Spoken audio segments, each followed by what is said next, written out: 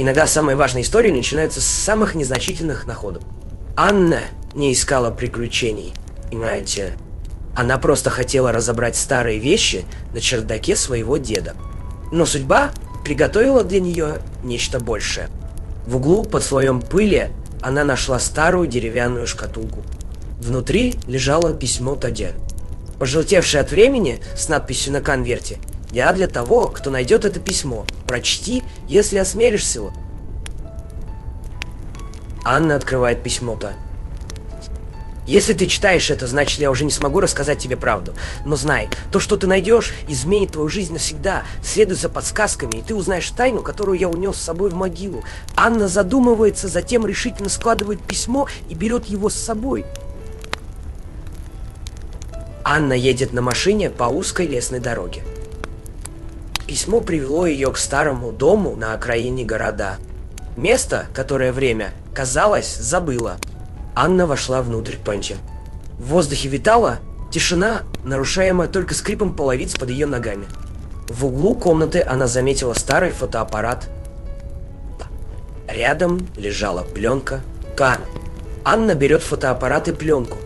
Затем уезжает в город, чтобы проявить ее. Когда пленка была проявлена, Анна увидела фотографию.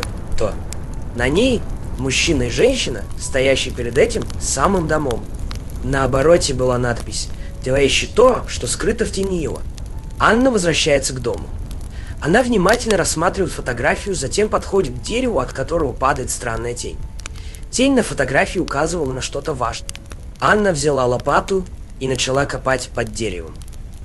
Через несколько минут ее лопата наткнулась на что-то твердое. Это был металлический ящик.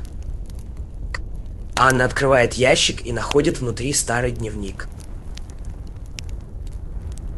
На первой странице дневника она прочитала: «Это они думали, что я ничего не знаю, но я знал. И теперь ты тоже узнаешь, Шило». Анна сидит на полу дома, читает дневник при свете фонарей. Дневник принадлежал ее деду. Страница за страницей Анна узнавала о его двойной жизни.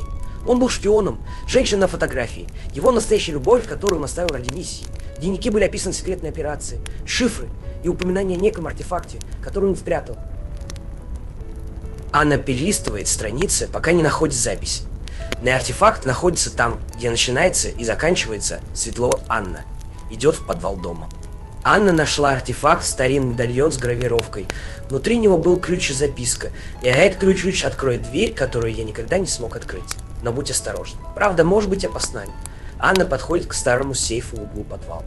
Она вставляет ключ, слышит щелчок. Коня. Иногда тайны лучше оставить нераскрытыми. Но Анна уже сделала свой выбор. Что было в сейфе, этого мы, возможно, никогда не узнаем. Но одно ясно. Ее жизнь уже никогда не будет прежней. Да и иногда самое важное — не ответ, а вопрос, который заставляет нас искать его. Продолжение следует.